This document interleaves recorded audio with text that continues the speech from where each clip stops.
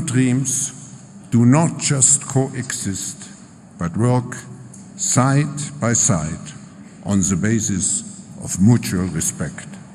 Ladies and gentlemen, please welcome the 45th President of the United States, Donald J. Trump, to the stage.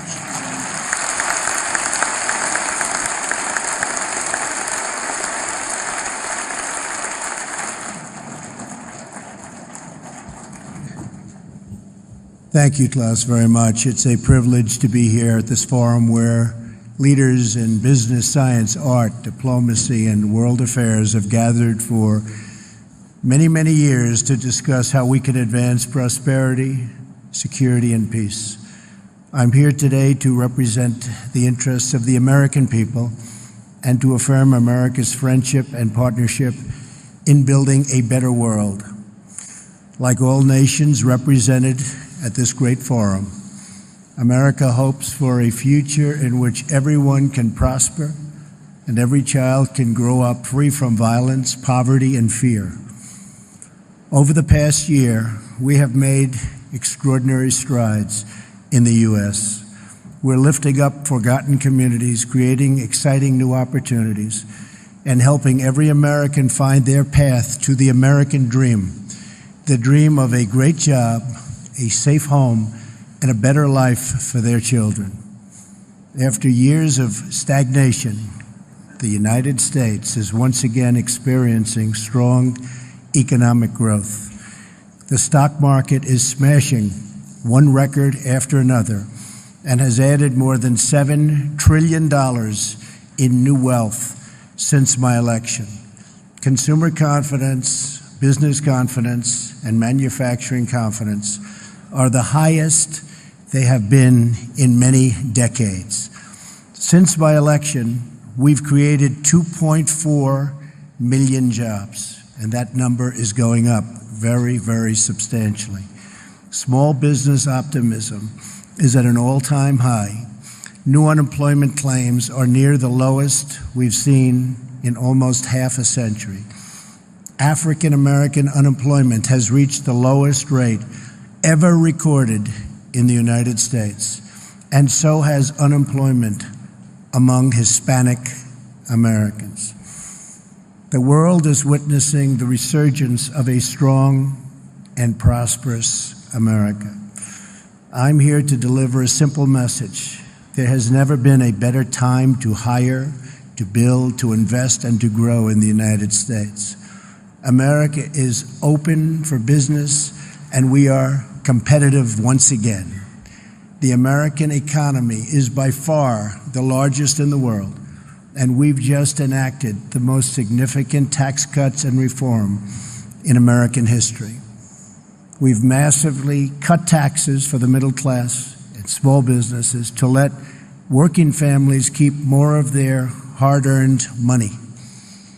We lowered our corporate tax rate from 35% all the way down to 21%. As a result, millions of workers have received tax cut bonuses from their employers in amounts as large as $3,000. The tax cut bill is expected to raise the average American's household income by more than $4,000. The world's largest company, Apple, announced it plans to bring $245 billion in overseas profits home to America. Their total investment into the United States economy will be more than $350 billion over the next 5 years. Now is the perfect time to bring your business, your jobs, and your investments to the United States. This is especially true because we have undertaken the most extensive regulatory reduction ever conceived. Regulation is stealth taxation. The U.S., like many other countries, unelected bureaucrats, and we have, believe me, we have them all over the place, and they've imposed crushing and anti-business and anti-worker regulations on our citizens with no vote, no legislative debate, and no real accountability. In America, those days are over. I pledged to eliminate 2 unnecessary regulations for every 1 new regulation. We have succeeded beyond our highest expectations. Instead of 2 for 1, we have cut 22 burdensome regulations for every 1 new rule. We are freeing our businesses and workers so they can thrive and flourish as never before. We are creating an environment that attracts capital, invites investment, and rewards production. America is the place to do business. So come to America, where you can innovate, create, and build. I believe in America. As President of the United States, I will always put America first, just like the leaders of other countries should put their country first also. But America first does not mean America alone. When the United States grows, so does the world. American prosperity has created countless jobs all around the globe, and the drive for excellence, creativity, and innovation in the U.S. has led to important discoveries that help people everywhere live more prosperous and far healthier lives. As the United States pursues domestic reforms to unleash jobs and growth, we are also working to reform the international trading system so that it promotes broadly shared prosperity and rewards to those who play by the rules. We cannot have free and open trade if some countries exploit the system at the expense of others. We support free trade, but it needs to be fair and it needs to be reciprocal, because in the end, unfair trade undermines us all. The United States will no longer turn a blind eye to unfair economic practices, including massive intellectual property theft, industrial subsidies, and pervasive state-led economic planning. These and other predatory behaviors are distorting the global markets and harming businesses and workers, not just in the U.S., but around the globe. Just like we expect the leaders of other countries to protect their interests, as President of the United States, I will always protect the interests of our country, our companies, and our workers. We will enforce our trade laws and restore integrity to our trading system. Only by insisting on fair and reciprocal trade can we create a system that works not just for the U.S., but for all nations. As I have said, the United States is prepared to negotiate mutually beneficial bilateral trade agreements with all countries. This will include the countries in TPP, which are very important. We have agreements with several of them already. We would consider negotiating with the rest, either individually or perhaps as a group, if it is in the interests of all. My administration is also taking swift action in other ways to restore American confidence and independence. We are lifting self-imposed restrictions on energy production to provide affordable power to our citizens and businesses and to promote energy security for our friends all around the world. No country should be held hostage to a single provider of energy. America is roaring back, and now is the time to invest in the future of America. We have dramatically cut taxes to make America competitive. We are eliminating burdensome regulations at a record pace. We are reforming the bureaucracy to make it lean, responsive, and accountable, and we are ensuring our laws are enforced fairly. We have the best colleges and universities in the world, and we have the best workers in the world. Energy is abundant and affordable. There has never been a better time to do business in America. We are also making historic investments in the American military because we cannot have prosperity without security. To make the world safer from rogue regimes, terrorism, and revisionist powers, we are asking our friends and allies to invest in their own defenses and to meet their financial obligations. Our common security requires everyone to contribute their fair share. My administration is proud to have led historic efforts at the United Nations Security Council and all around the world to unite all civilized nations in our campaign of maximum pressure to denuke the Korean Peninsula. We continue to call on partners to confront Iran's support for terrorists and block Iran's path to a nuclear weapon. We're also working with allies and partners to destroy jihadist terrorist organizations such as ISIS, and very successfully so. The United States is leading a very broad coalition to deny terrorists control of their territory and populations, to cut off their funding, and to discredit their wicked ideology. I am pleased to report that the coalition to defeat ISIS has retaken almost 100% of the territory once held by these killers in Iraq and Syria. There is still more fighting and work to be done and to consolidate our gains. We are committed to ensuring that Afghanistan never again becomes a safe haven for terrorists who want to commit mass murder to our civilian populations. I want to thank those nations represented here today that have joined in these crucial efforts. You are not just securing your own citizens, but saving lives and restoring hope for millions and millions of people. When it comes to terrorism, we will do whatever is necessary to protect our nation. We will defend our citizens and our borders. We are also securing our immigration system as a matter of both national and economic security. America is a cutting-edge economy, but our immigration system is stuck in the past.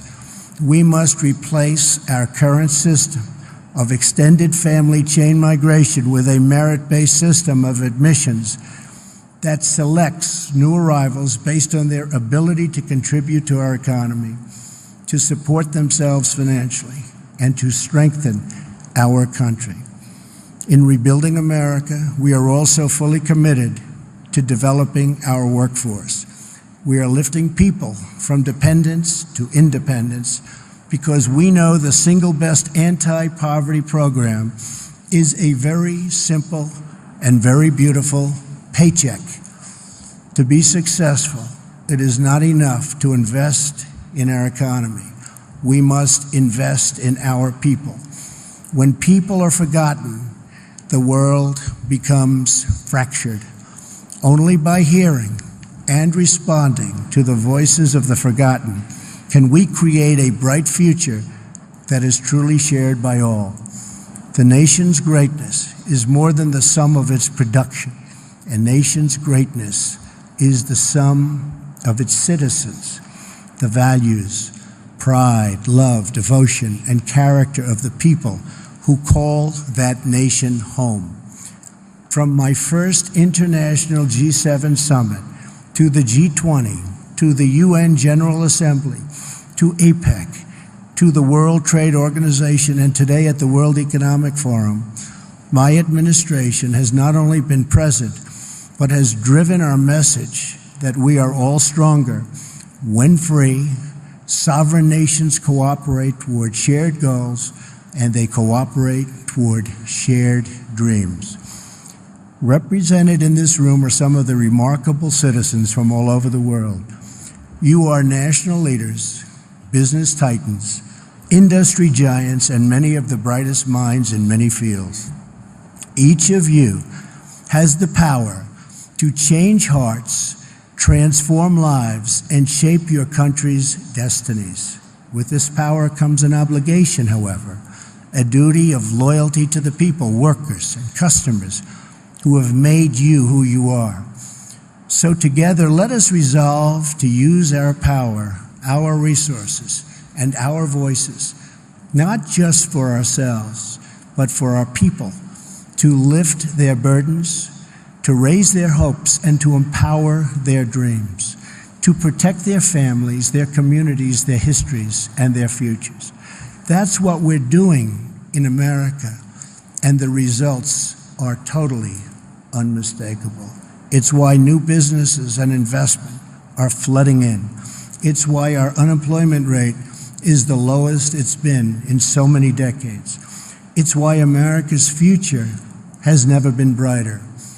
Today, I am inviting all of you to become part of this incredible future we are building together. Thank you to our hosts. Thank you to the leaders and innovators in the audience. But most importantly, thank you to all of the hardworking men and women who do their duty each and every day, making this a better world for everyone. Together, let us send our love and our gratitude to make them, because they really make our countries run. They make our countries great. Thank you, and God bless you all. Thank you very much.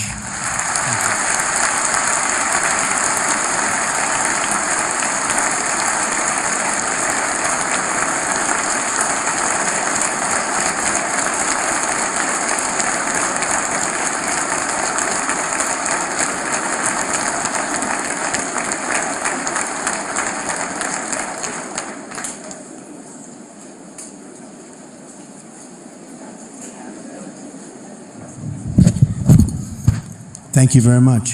Thank you, Mr. President, for this inspiring speech. As it is tradition at the forum, I will ask you one or two questions. And my first question is, why is the tax reform, why has it been of such a high priority for your administration?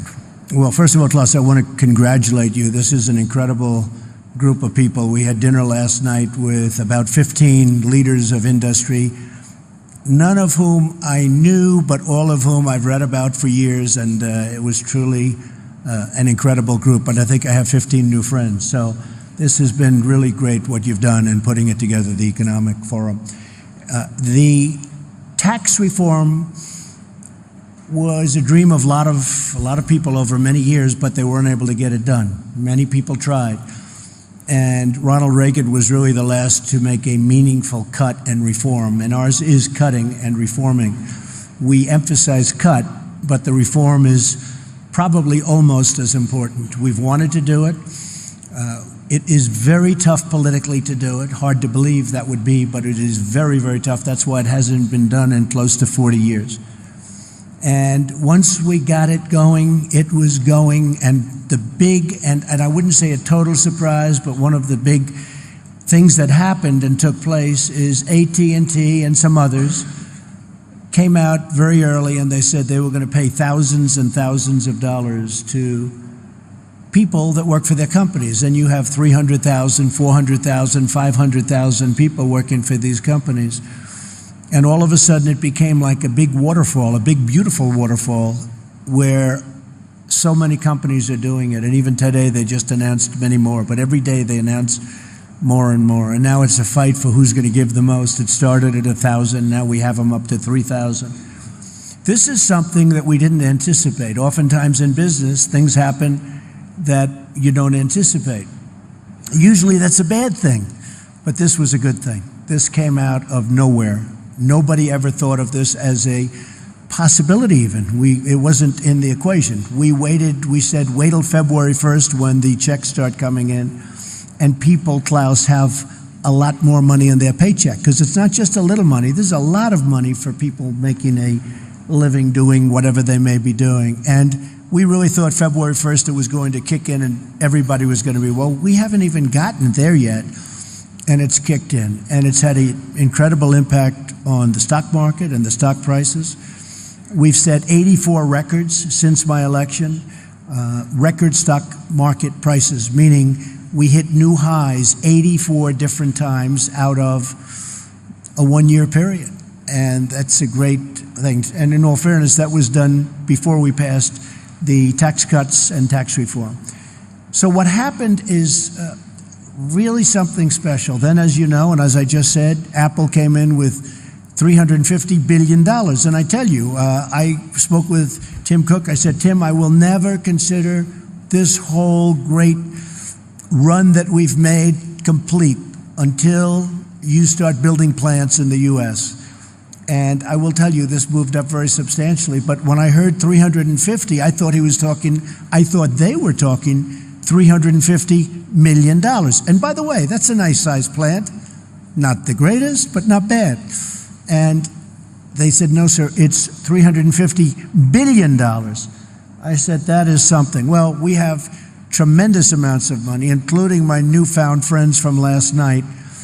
Great companies, they're all investing. When one of the gentlemen said he's putting in $2 billion because of the tax cuts, I said to myself, wow, he's actually the cheap one in the group, because they're putting in massive numbers of billions of dollars. So I think you have a brand new United States. You have a United States where people from all over the world are looking to come in and invest, and there's just nothing like what's happening. And I just want to finish by, I have a group of people that have been so outside. I have a whole lot of them, so I won't introduce, because then I'll insult at least half of them. But I've had a group of people that work so hard on this and other things. And we're really we had a great first year, so successful in so many different ways. And there's a tremendous spirit when you look at all of the different charts and polls, and you see, as an example, African American unemployment at the historic low. It's never had a period of time like this. Same with Hispanic. Women at a 17-year low. It's very heartwarming to see, but there's a tremendous spirit in the United States. I would say it's a spirit like I have never witnessed before. I've been here for a while. I have never witnessed the spirit that our country has right now. So I just want to thank you all, and all of those that are pouring billions of dollars into our country, or $10 into our country. We thank you very much. Thank you. Mr. President, I will ask you maybe a personal question, but before doing so, I just sounds very interesting. Acknowledge. I didn't know about this one. I would like to acknowledge the strong presence of your cabinet members here, who tremendously contributed to the discussions. Good. The last I would like to do that. That's very good. Yeah. Now, Stephen, Wilbur, Gary, Robert, even my general and my various other generals, you know, we're making our military protection a little bit better for us too. So thank you very much. Does everybody understand that? I think so. Thank you all for being here. Now, my maybe personal question would be, what experience from your past have been most useful in preparing you for the presidency? Well, being a businessman has been a great experience for me. I've loved it. I've always loved business. I've always been good at building things, and I've always been very successful at making money. I'd buy things that would fail, that would be failures, and I turn them around and try and get them for the right price, and then I turn them around, make them successful. And I've been good at it, and that takes a certain ability. And you know, historically, I guess there's never really been a businessman or business person elected president. It's always been a general or a politician. Throughout history, it's always been a general. You had to be a general, but mostly it was politicians. You never have a businessman. And then, in all fairness, I was saying to Klaus last night, had the opposing party to me won, some of whom you backed, some of the people in the room, instead of being up almost 50%, the stock market is up since my election almost 50%. Rather than that, I believe the stock market from that level, the initial level, would have been down close to 50%. That's where we were heading. I really believe that, because they were going to put on massive new regulations. You couldn't breathe. It was choking our country to death. And I was able to see that, Klaus, as a business person. The other thing is, I've always seemed to get, for whatever reason, a disproportionate amount of press or media. And throughout my whole life, Somebody will explain someday why, but I've always gotten a lot. And as a businessman, I was always treated really well by the press. You know, the numbers speak and things happen, but I've always really had a very good press. And it wasn't until I became a politician that I realized how nasty, how mean, how vicious, and how fake the press can be as the cameras start going off in the back. But overall, I mean, the bottom line, somebody said, well, they couldn't have been that bad because here we are, we're president. And I think we're doing a really great job with my team. I have a team of just tremendous people. And I think we're doing a very special job. And I really believe it was time. And it was time to do that job, because I don't think the United States would have done very well if it went through 4 or 8 more years of regulation and really a very anti-business group of people. We have a very pro-business group. We have regulations cut to a level. In the history of our country, Klaus, this was reported recently, in 1 year we've cut more regulations in my administration than any other administration in 4, 8, or 16 years in the one case. We've cut more regulations in 1 year, and we have a ways to go. I mean, we're probably 50% done, and we're going to have regulation. There's nothing wrong with rules and regulations. You need them.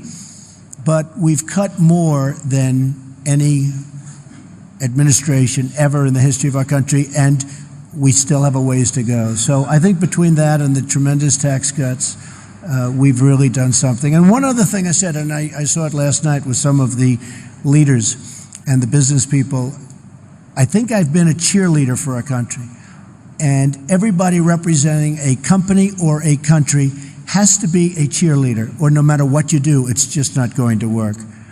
And the reason I'm a cheerleader is because it's easy, because I love our country, and I think we're just doing really well. And we look forward to seeing you in America, special place, and where you are is a special place also. Thank you all very much. I appreciate it.